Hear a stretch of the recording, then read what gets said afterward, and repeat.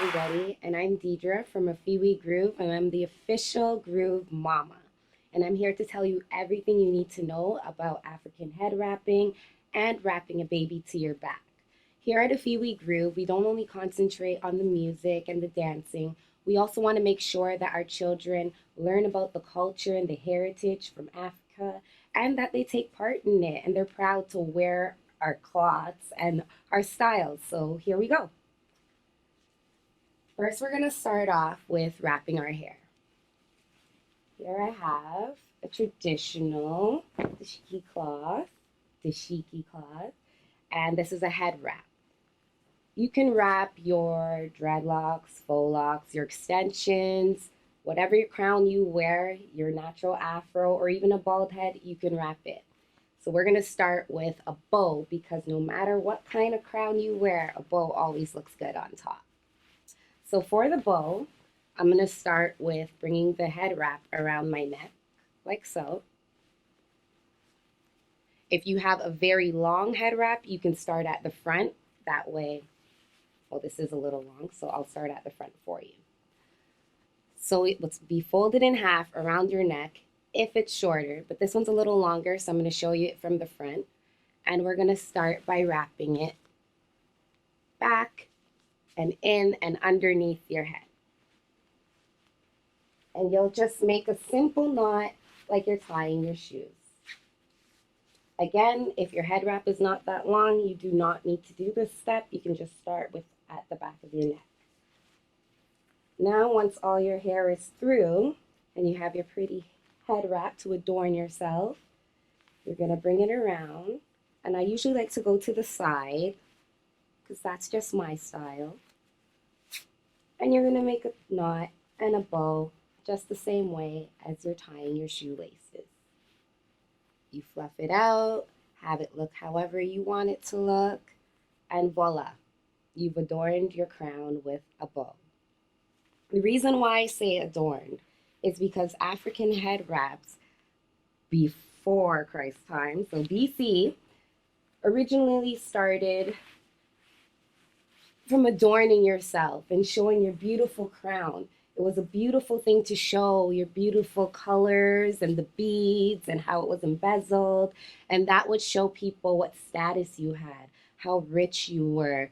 All the famous people, all the rich people, all the celebrities and the queens and kings, they would wear the biggest ones. So that's where it came from. So that's why I say adorned, because it's a beautiful thing. Now, we're going to bring our hair up so that we can move on to the second head wrap.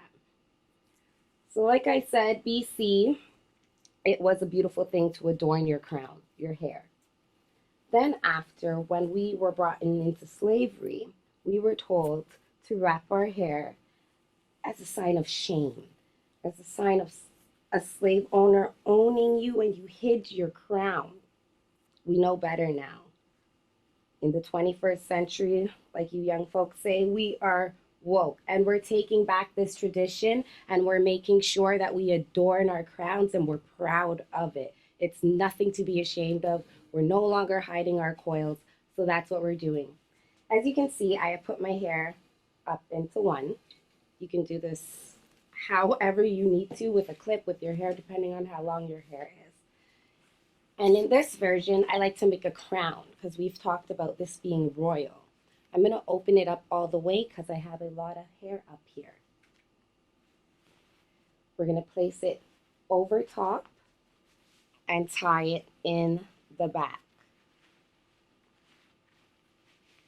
When you tie it in the back, you may or you may not have some extra space here. That is okay. You're just going to tuck it in. Once you're all nice and tucked in, you want to work on your crown. I take one side and I just keep twisting.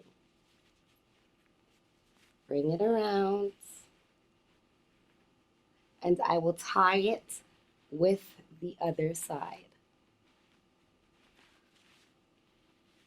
You guys see my crown? Now I will again take that other side and just keep twisting. and I will place it inside that first crown. And this is actually my favorite way to tie my hair. No matter how long or short it is, it always looks good when you put a crown around your head. And for the last style, it's pretty similar to this first one, but it does not have a crown. And this is only if you have your longer hair, your longer dreads, your longer faux locks, your longer extensions. And if you do not have the longer hair, you could always place a fake bun on the inside if necessary. But yes, it starts the same way. And instead of twisting and going around the front and making a crown, we're going to use the actual base of your bun and your hair, and we're just going to wrap that.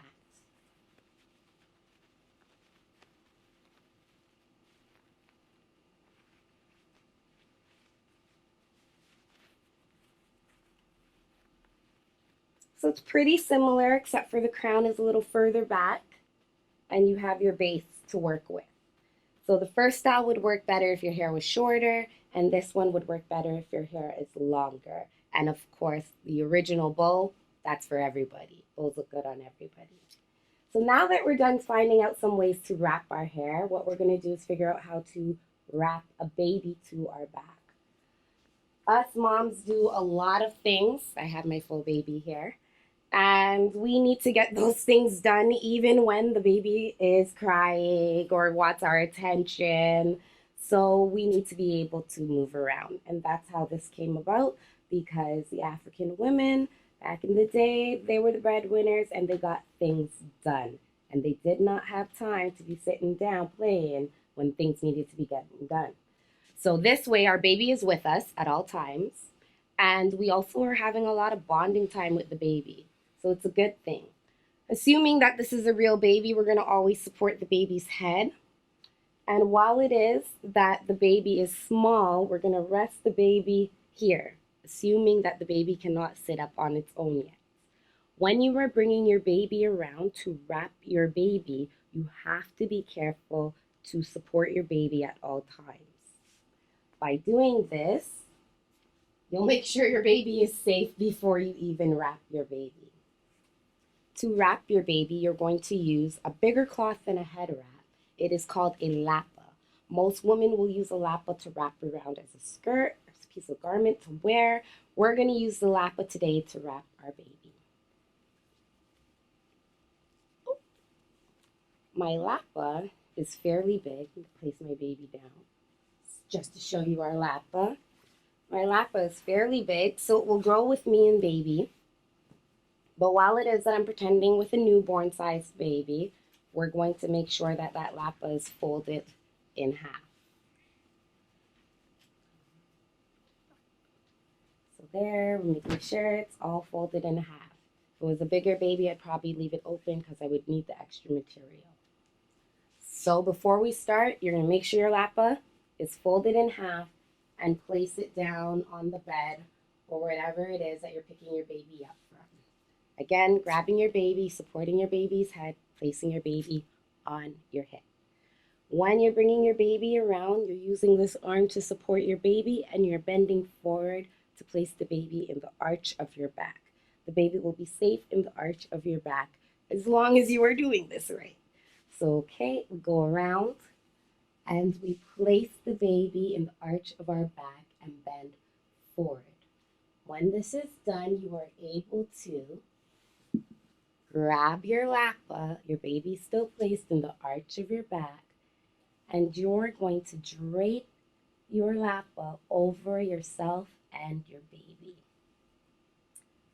Now, if you've done this a couple times, you'll get used to where to position it, but usually it's by the nape of the baby's neck so that the baby is well supported. When the baby is small, the arms are inside. When the baby is older and can support themselves and sit up, the arms may be outside, same with the legs. When the baby is small, the legs are inside, straddled on either side of you. And when the baby is bigger, they can be outside, still straddled on either side of you. So now you have your lapa, you have your baby in the nape of your back. How are you going to make sure this baby stays? You're going to go underneath one armpit and tuck. Go underneath the second armpit and roll. And by roll, I mean you're tucking and rolling the lapa into place, much like you would roll your towel when stepping out of the shower. Now you're tight up here and your baby is tight up here, but you're not secure yet. You're going to take the last two parts at the bottom, tuck them underneath your baby's bum. Make sure that's nice and secure there. See underneath my baby's bum? And in the front here, you're going to twist at least 2 times.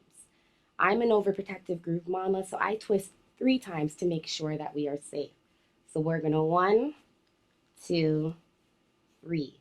Once we're done twisting 3 times, you can now tuck this underneath.